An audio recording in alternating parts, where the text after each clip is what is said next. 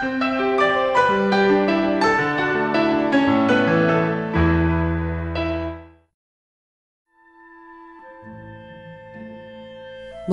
ქადაგებებისას ანტიოქიის ეკლესიაში უხვად იფრქვეოდა ღვთისმადლი. სწრაფად იზრდებოდა და უკვე თავისი წმინდანებიც ყავდა.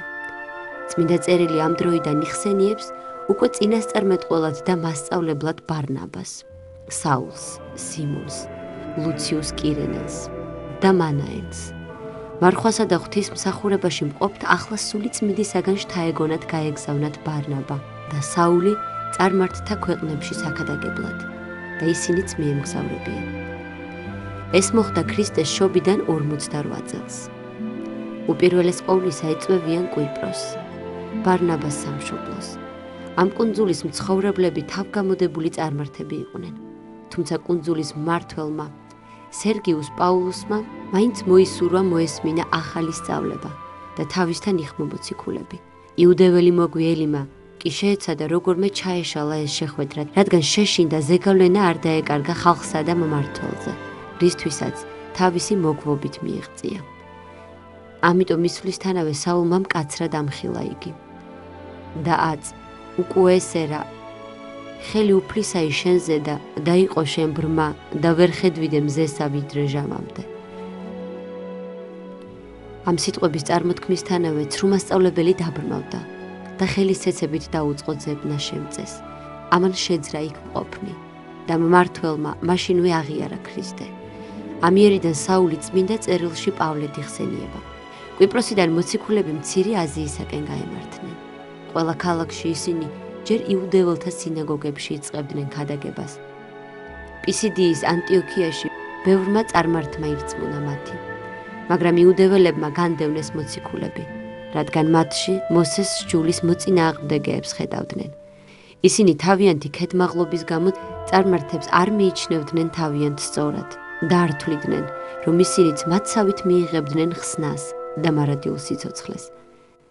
მათ და საპირისპიროდ კი ბევრი წარმართი, რომელიც უკვე ხვდებოდა თავისი ღმერთების უძლურებას, სიხარულით იღებდა იესო ქრისტეს სწავლებას ხსნაზე. თუმცა ხელისუფლებას ჯერ მაინც არ აშინებდა ქრისტიანთა მიღწევები, რადგან იგი ვერ აფასებდა იმ მოვლენათა მნიშვნელობას, რაც იუდეაში ხდებოდა. ის მიჩვეული იყო იუდეველთა პარტიებს შორის გაუთავებელ დავას და ქრისტიანებსაც დიდი ხნის განმავლობაში იუდეველთა ერთ-ერთ მიმდინარეობად აღიქვამდა. ანტიოქიიდან გამოდევნილი მოციქულები იკონიაში მივიდნენ, სადაც მოაქციეს ბევრი იუდეველი და ბერძენი და იქ კარგა ხანს დაჰყვეს. გულითადად ქადაგებდნენ ღვთის სიტყვას და ღვთის ძალით ახდენდნენ ნიშნებსა და სასწაულებს. მაგრამ მალე აქაც აუმხედრეს ურწმუნო იუდეველებმა ადამიანები და მათ დაუპირეს ქვებით ჩაქოლვა. მაშინ მოციქულები გადავიდნენ ლიკიის ქალაქებში, ლუსტრასა და დერბეში. სწორედ იქ მოისმინა წარმართმა გოგონამ, თეკლემ, პავლეს ქადაგება იესო ქრისტეზე. მთელი გულით ირწმუნა უფალი და უარი განუცხადა მშობლებს მდიდარ წარმართთან ქორწინებაზე, რომელზედაც დანიშნული იყო. ამის გამო მას განუდგა საკუთარი ოჯახი. იგი დაემოწაფა პავლე მოციქულს, საკუთარმა დედამ კი თავისი ქალიშვილი ქალაქის მმართველთან დაასმინა და მას მიუსაჯეს კოცონზე დაწვა. თუმცა უეცრად წამოსულმა წვიმამ ჩააქრო აგიზგიზებული ცეცხლი. ასე სასწაულებრივად იხსნა უფალმა იგი ამ განსაცდელისაგან. თეკლე არ შეუშინდა მუქარას და თავადაც მოშურნეობით ქადაგებდა სახარებას. მაშინ მას მეორედ დაუპირეს მოკვლა. გადმოცემის მიხედვით მდევნელთაგან მთისკენ გაქცეული თეკლე ღმერთს ევედრებოდა შველას, როცა მის წინ აღმართული კლდე გაიხსნა და თეკლე თავის წიაღში შეიფარა. სწორედ იქ გაატარა მან მთელი თავისი შემდგომი ცხოვრება და ღრმად მოხუცებული იქვე აღესრულა. დღეს ამ ადგილზე წმინდა თეკლეს სახელობის მონასტერია და იმხელა მადლი ტრიალებს, რომ უამრავი სასწაული აღესრულება. წმინდა ეკლესიამ თეკლე პირველმოწამედ შერაცხა და მისი ხსენების დღედ ძველი სტილით 24 სექტემბერი, ახალი სტილით კი 6 ოქტომბერი დააწესა. თუმცა დავუბრუნდეთ პავლე მოციქულს, რომელმაც ლუსტრაში ქრისტეს სახელით ყველას თვალწინ განკურნა დაბადებიდან კოჭლი. ამან ისე შესძრა წარმართები, რომ იწყეს ძახილი. ღმერთნი მსგავსებულ არიან კაცთა, და გარდამოსულ არიან ჩვენდა. და ხადოდეს ბარნაბას დიოს კერპით და პავლეს ყრმით. რამე თუ პავლე იყო წინამძღვარ სიტყვისა მის. ხოლო მღვდელმან მან დიოს კერპის ამან, რამე თუ იყო იგი მთავარი მის ქალაქისაი. კურუები და გვირგვინები ბჭეთა ზედა ქალაქისათა მოიღო ერისა მისთანა. და ეგულებოდა ზორბად. ეს მარაი ესე მოციქულთა ბარნაბას და პავლეს დაიპეს სამოსელი მათი შეხდეს ერსა მას შორის. ღაღადებდეს და იტყოდეს, ჩვენცა კაცნივე ვართ, მსგავსი თქვენი. შემდგომ იმისა, რაც პეტრე მოციქულის ხილვაში განცხადა უფლის ნება და სულიწმინდა გარდამოვიდა წარმართებზე, ეკლესიის წევრებმა გადაწყვიტეს მოციქულებმა, რომ მოენათლათ წარმართებით და ეკადაგათ წარმართებით წარმართულ ქალაქებში. ამისთვის სწორედ გადაწყვეტილება მიიღეს, რომ გაეგზავნათ პავლე მოციქული. და პირველი მოგზაურობა, პავლე მოციქულის პირველი მოგზაურობა 48 წელში იწყება. ესე იგი 48 წელს ის ქრისტეშობიდან 48 წელს იწყებს პირველ მოგზაურობას. და ქადაგებას სხვადასხვა ქალაქებში, წარმართულ ქალაქებში. და როდესაც შედიან ქალაქებში, პირველ რიგში ქადაგებენ სინაგოგებში, თუმცა ბევრი მას ეწინააღმდეგება და ამავდროულად ისინი იწყებენ წარმართებიდანაც ქადაგებას და მრავალ ადამიანს მოაქცევენ. ერთ-ერთ ქალაქში ლუსტრაში, როდესაც შედიან და იწყებენ ქადაგებას, პავლე მოციქულის მჭერმეტყველება იმდენად აღმატებული იყო და იმდენად მადლის მატარებელი იყო, იმდენი განიცადეს ადამიანებმა მადლის მოქმედება, რომ ჩათვალეს, რომ ისინი არიან ღმერთები და პავლე მოციქული არის ჰერმესი და ზვარაკებს მოიყვანენ, რომ მსხვერპლი შესწირონ, რაზეც წინააღმდეგობას გამოთქვავენ მოციქულები და ეტყვია, რომ ისინი ჩვეულებრივი ადამიანები არიან. და ამ ქალაქში ახლოს, როგორც თვლიან მკვლევარები, შესაძლებელია ყოფილიყო საკერპო ზევსისა და ამიტომ მიიჩნიეს, რომ როდესაც ის ოლიმპოს მთიდან მოდიოდა ადამიანებთან, ეს სწორედ ასეთი შემთხვევა იყო ახლაც. და ამიტომ ჩათვალეს, რომ მათთვის ხორეპლე უნდა შეეწერათ. და ჰერმესი როგორც ზევსის თანამოგზაური, რომელიც თავისი მჭერმეტყველებით და თავისი მადლმოსილებით ხალხს მოაქცევდა და ყურადღებას მიიპყრობდა ჭეშმარიტი სარწმუნოების შესახებ. ამიტომ აი ამ წარმართებმა ასე აღიქვეს ისინი, რომ ისინი იყვნენ ღმერთები. თუმცა მალევე მიახვედრეს მოციქულებმა, რომ ისინი ჩვეულებრივი ადამიანები იყვნენ, რომ უქადაგებდნენ ღმერთზე, რომელიც არის იესო ქრისტე, რომელიც განკაცდა და გამოეხსნა ყოველი ადამიანი, მათ შორის მოციქულებიც. ამ დროს იქ კვლავ მივიდნენ მოციქულთა მდევნელი იუდეველები და იწყეს მათი ლანძღვა. მალე დაარწმუნეს კიდეც ხალხი, რომ ესენი ცრუ სწავლებას ავრცელებდნენ. და შეკრებილები, რომელთაც მანამდე ისინი ღმერთებად მიიჩნიეს, ახლა ქვებს ესროდნენ მოციქულებს. შეიპყრეს პავლე, ქალაქგარეთ გაიყვანეს და იქ ჩაქოლეს. მხოლოდ მას შემდეგ ანებეს თავი ქვების სროლას, რაც დაინახეს გაუნձრევლად ძირს დაგდებული პავლე. ეგონათ მოვკალითო და მიატოვეს. მაგრამ მათი წასვლის შემდეგ სულ ცოტა ხანში ღმერთმა პავლე ფეხზე უვნებელად წამოაყენა და ისიც ბარნაბასთან ერთად ახლა დერბესკენ გაეშურა საქადაგებლად. ეს მოგზაურობა თითქმის მთელ წელს გაგრძელდა. პავლე და ბარნაბა ძირითადად ანტიოქიაში ქადაგებდნენ. მათ უხაროდათ ღმერთმა წარმართებსაც, რომ დაანახა უკვდავებისაკენ მიმავალი გზა.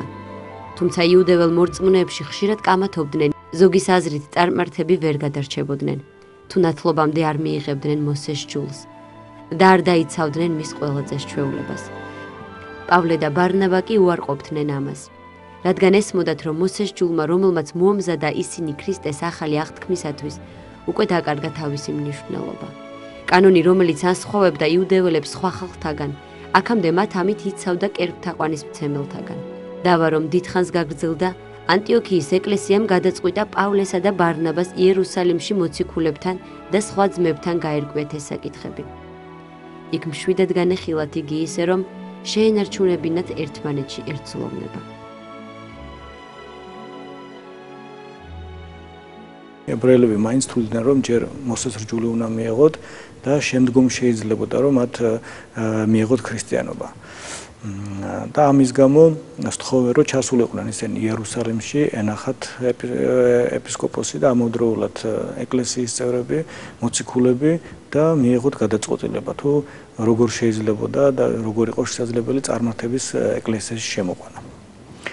სწორედ ამის შემდგომ, ესე იგი, ხდება პირველი კლების დადგინება და ჩატარება, ეს არის ქრისტეშობიდან 50 წელს და მისი ხელმძღვანელობს კრებას იაკობ მოციქული, რომელიც თქვით, რომ იერუსალიმის ეპისკოპოსად, პირველ ეპისკოპოსად სწორედ იაკობი იქნა დადგენილი, რომელსაც როგორც თქვით, მოიხსენებენ მაცხოვრის ხორციელ ძმად. იაკობ, ღმრთისა და უფლისა იესო ქრისტეს მონაი, 12-თან 1000-თა გიხაროდენ. ამ სიტყვებით იწყება იაკობ მოციქულის ეპისტოლე. და ამ კრებაზე მოხდა განხილვა, როგორ იყო შესაძლებელი წარმართების ქრისტიანობაში შემოყვანა და მათი მონათვლა. აქ როგორც პეტრე მოციქული, ასევე პავლე მოციქული, ასევე იაკობი ბოლოს სიტყვას იგი იტყვის, რომ ყველანაირი რჯულის გარეშე უნდა მოხდეს წარმართების ქრისტეს ეკლესიის შემოყვანა და მონათვლა, რადგან სულიწმინდა ზუსტად ისევე გადმოვიდა მათზე, როგორც გადმოდის ებრაელებზე. და თუ კი სულიწმინდა გადმოდის და უფლის განგება არის, არანაირი წინააღმდეგობა მათ მიერ არ უნდა იყოს და ეს წარმოუდგენელიც არის, რომ ისინი შეეწინააღმდეგონ. იერუსალიმში დიდხანს გაგრძელდა დავა ამ საკითხებთან დაკავშირებით. ფარისეველი მორწმუნეები მაინც თავის აზრზე იდგნენ და ამტკიცებდნენ, რომ მოქცეულ წარმართებს დაუყოვნებლივ უნდა მიეღოთ მოსეს სჯული. ამით იუდეველებს სურდათ კვლავ ხაზი გაესვათ ყველა სხვა ხალხზე იუდეველთა აღმატებულობაზე. ქრისტეს რწმენით ხსნას მათი აზრით მხოლოდ ისინი მიიღებდნენ, რომლებიც ჯერ აღიარებდნენ მოსეს სჯულს. დიდხანს მსჯელობის შემდეგ პეტრემ გაახსენა მათ, როგორ გაგზავნა იგი ღმერთმა პირველად წარმართებთან საქადაგებლად, რადგან უფალი არ ანსხვავებს არავის იუდეველთაგან. როგორ მიანიჭა მათ სულიწმინდის მადლი და როგორ განწმინდა რწმენით მათი გულები. დასასრულს კითხვა. რაისათვის გამოსცდით ღმერთსა, დადება დუღლისა ქედსაზე და მოწაფეთას, რომელსა იგი ვერცა მამათა ჩვენთა, ვერცა ჩვენ შეუძლეთ ტვირთვად. არამედ მადლითა უფლისა ჩვენისა, იესო ქრისტესითა გრწამს ჩვენ ცხოვრება, ვითარცა სახვიდა იგი მათ. პავლემ და ბარნაბამაც უამბე შეკრებილებს იმ ნიშნებსა და სასწაულებზე, რასაც უფალი მათი მეშვეობით ახდენდა წარმართებზე. კრების თავმჯდომარე იაკობიც, თუმცა თავად ზედმიწევნით ასრულებდა მოსეს სჯულს, ამბობდა, რომ არ იყო საჭირო ახლად მოქცეული წარმართების დამძიმება იმ იუდეური წესჩვეულებებით, რომელთაც მათთვის არანაირი მნიშვნელობა არ გააჩნდა.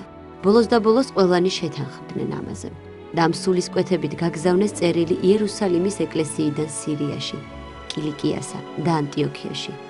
ამ წერილში წარმართი მორწმუნეები მოხსენიებული იყვნენ ძმებად. ისინი წერდნენ: რამე თუ ჯერ უჩნდა სულსა წმინდასა და ჩვენცა, რაითა არარაი უმეტესი ტვირთი დავდვათ თქვენზე და გარნა რომელნი ესე სასწრაფო არიან. ამრიგად სწორედ იერუსალიმის ამ კრებაზე დადგინდა, რომ არ არსებობს განსხვავება იუდეველ და იმ წარმართ მორწმუნეთა შორის, რომლებიც გახდნენ ღვთის შვილები. იუდეველთათვის, რომლებიც თვლიდნენ თავს ღვთის რჩეულებად, არც ისე იოლი იყო ამის აღიარება, უფრო მეტიც. მათში, რომელთა გული ჯერ კიდევ არ იყო განსხივოსნებული სულიწმინდით, რაც შთააგონებს ადამიანს სიყვარულსა და სიმშვიდეს, კიდევ უფრო გაძლიერდა სიძულვილი წარმართებისადმი. კრების დადგენილებამ სიხარულით აღავსო ანტიოქიელი მორწმუნეები.